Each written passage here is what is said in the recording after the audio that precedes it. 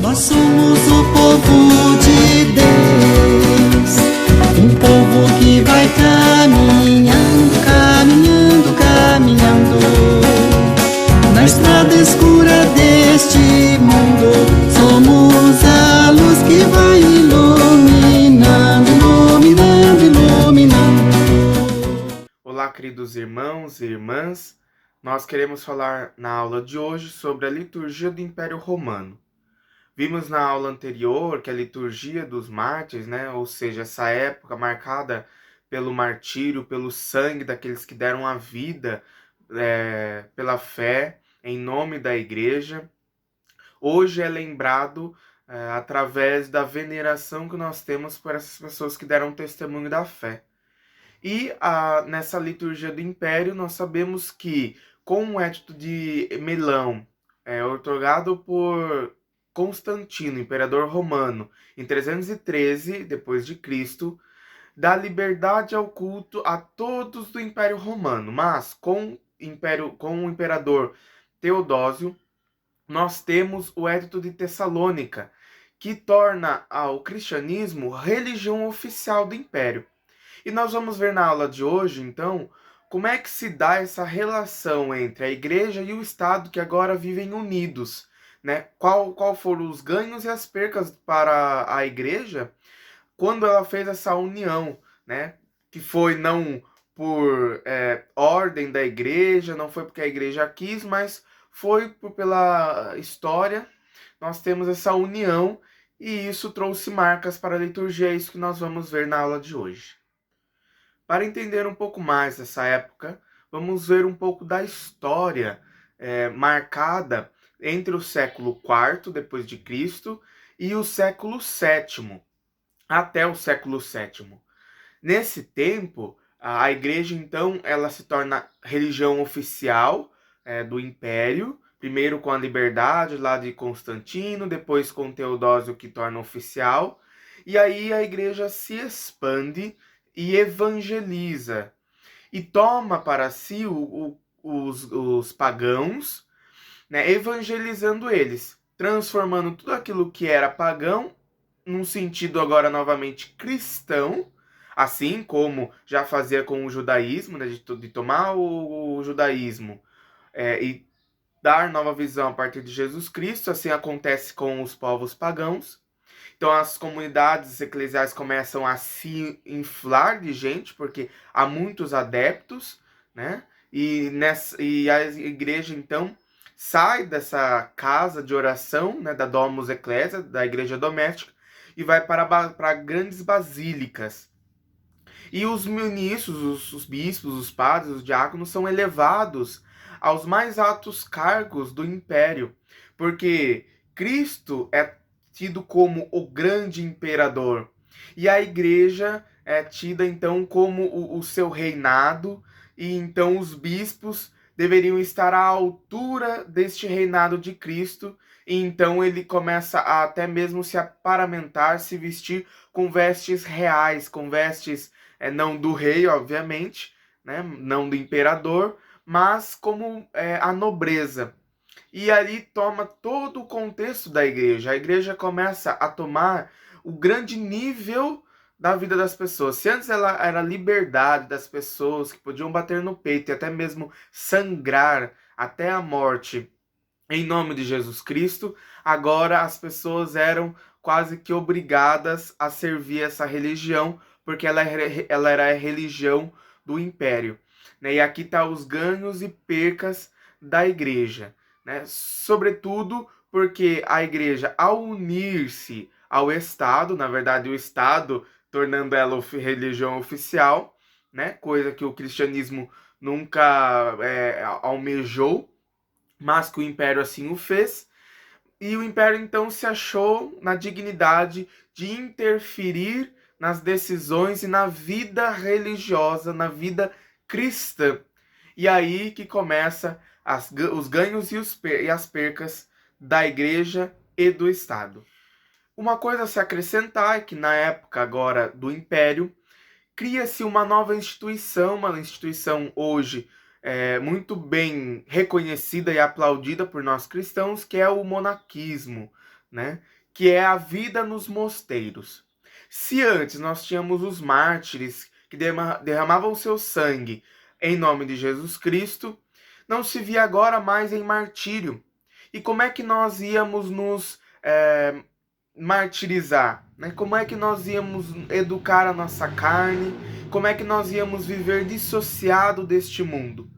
Então se criam os mosteiros, onde as pessoas saíam deste mundo, né, entre aspas, faziam reclusão e viviam numa comunidade, a comunidade do mosteiro, e lá eles, pela mortificação do corpo para educar a alma, eles então aderiam sempre a Jesus Cristo, queriam viver as virtudes, e assim chamou o martírio de martírio branco, né, que é aquele martírio que não há derramamento de sangue, mas há a mortificação, a educação da carne.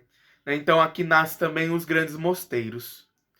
Muito bem, mas a nossa aula é sobre a liturgia, né? Claro que todo esse contexto histórico é bom para que nós possamos entender aquilo que aconteceu na liturgia. Então, como a igreja começa a estar unida ao Estado, é como uma exigência, né, pela crescente do cristianismo, que ele tenha novos ritos, né, agora formulado, não há mais aquela liberdade espiritual do diálogo, daquilo que acontecia nas pequenas comunidades, né, nas igrejas domésticas, mas agora a liturgia é levada a basílicas, há um grande número de pessoas, os ministros agora são purpurados, né, e todo o contexto da igreja, né, do pensamento eclesial, se torna lei. E aí é que se torna o Dies Domini, por exemplo, se torna um dia de descanso e de culto a todo o império, imposto por lei. Assim como as igrejas domésticas deixam de existir para as liturgias acontecerem nas grandes basílicas.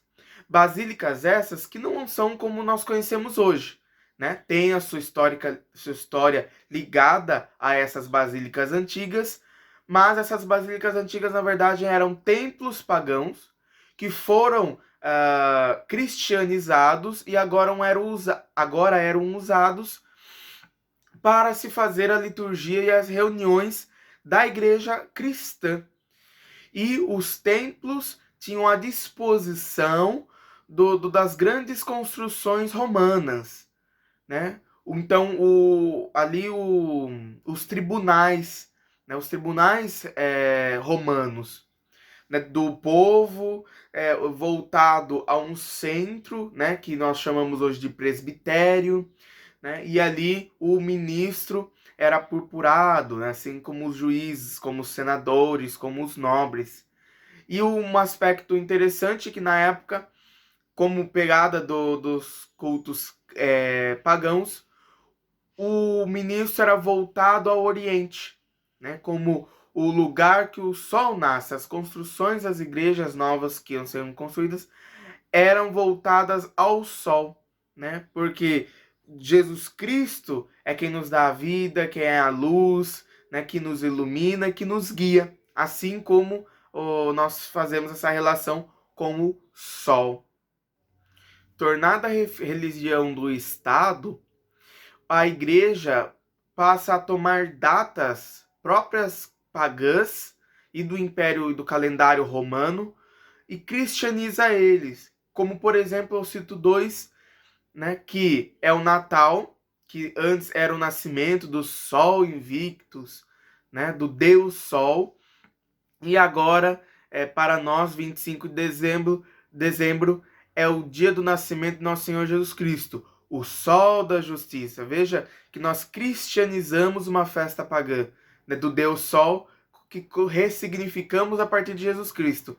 Pois ele é o sol da justiça, ele é o sol da vida, ele é quem brilha essa grande luz a toda a humanidade, e do qual nasce a nossa vocação de ser sal da terra e luz do mundo.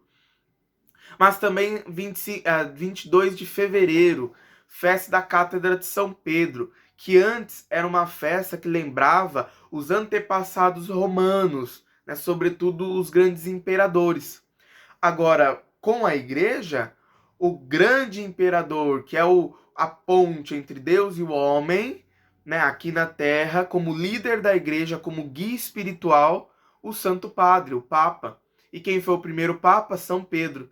Ele, então, é que nós recordamos, e sobre ele, que é a pedra da igreja, é que nós edificamos a nossa religião, é que nós edificamos a nossa fé, pelo testemunho dos apóstolos, representado aqui por São Pedro, é que todo esse edifício foi construído, no qual Jesus Cristo é a pedra angular, é a pedra que, se for retirada, tudo cai por baixo, cai por terra. Então, vemos que a Igreja Católica foi ressignificando tudo aquilo que ela ia evangelizando. E nada foi perdido, mas agora tomado com um novo sentido. Aqui também lembro que na liturgia começa a se usar a língua oficial do Estado. Antes usávamos o grego, agora usamos o latim, né, que era obrigatório até há pouco tempo, no século XX, né, onde com o Concílio Vaticano II a língua vernácula foi introduzida na liturgia, mas até então o latim é que predominava. Aqui também o alfabeto grego, né, liturgia, sacerdote, tudo são palavras, né, ungido, Messias, né, Cristo, são palavras propriamente da cultura e do alfabeto, né, do vocabulário greco-romano, né? Então, muita da teologia foi explicada, foi construída a partir deste vocabulário. Uma coisa muito presente e significativa quando falamos da liturgia dos mártires era o processo catecumenal, né? Esse processo onde os novos cristãos, né, que queriam ingressar na fé e na igreja de Cristo passavam por um longo processo de iniciação até receber os sacramentos da vida cristã, né, da iniciação cristã. Como as igrejas eram agora imensas e grande número de pessoas tornaram-se adeptas, e os novos cristãos já nasciam em famílias cristãs, esse processo, esse itinerário catecumenal, foi reduzido à catequese, é o que nós conhecemos hoje por catequese, que era, na verdade, uma das etapas, das quatro etapas do processo catecumenal, processo justamente doutrinal. É o que nós hoje conhecemos por catequese. E por último, e não menos importante, é que é preciso lembrar lá na época dos apóstolos que as grandes comunidades foram se formando. Então, Roma, Jerusalém, Antioquia e outras comunidades. E essas comunidades tinham uma liberdade, tinha lá um centro litúrgico próprio, né, como liturgia da palavra e liturgia eucarística, mas não havia uma formulação geral. Então, as liturgias se diferenciavam em alguns pontos. E aqui, essas comunidades ainda são um pouco diferentes. Não há uma unidade. Acontece que, como por exemplo diz Santo Agostinho, essas diferenças litúrgicas entre essas grandes comunidades não interferem na fé. Na verdade, une cada vez mais. Pois sabemos que, por esse longo período histórico, as comunidades foram se constituindo na parte da sua liberdade, mas sobre o mesmo fundamento. Porque aqui nós não temos ainda Roma como o centro da liturgia, como o centro da liturgia, sobretudo ocidental, né? Então, as comunidades ela já não tinham mais a liberdade de formular, da vivência propriamente da sua religião, da cultura ali que se encontrava naquele local, mas isso porque o cristianismo cresceu, se expandiu a todo o império, então se tornou algo universal, mas as coisas que foram ali feitas não caíram por terra, né? Então, como nos ensina a patrística, essas coisas nos unem. Esse tempo, então, do tempo da liturgia ligada ao império, é um tempo de desenvolvimento da liturgia, no qual a liturgia toma uma forma, um formato propriamente dito, com textos litúrgicos, com livros, com paramentos especificados, com locais de culto, o calendário litúrgico era mais detalhado, né? Algumas datas foram inseridas, alguns costumes, né? Como a unção, exorcismos, o silêncio na liturgia, né? Então essas coisas foram acrescentando a liturgia. A liturgia acabou sendo criativa, porque teve que aceitar novas coisas na liturgia, e aqui teve que se criar, teve que se ressignificar. Mas também foi um tempo de desenvolvimento, porque a liturgia, ela começa a tomar justamente essa forma nova, essa forma mais rígida, digamos assim, detalhadas agora por livros litúrgicos. E esse é o tempo da liturgia do Império Romano.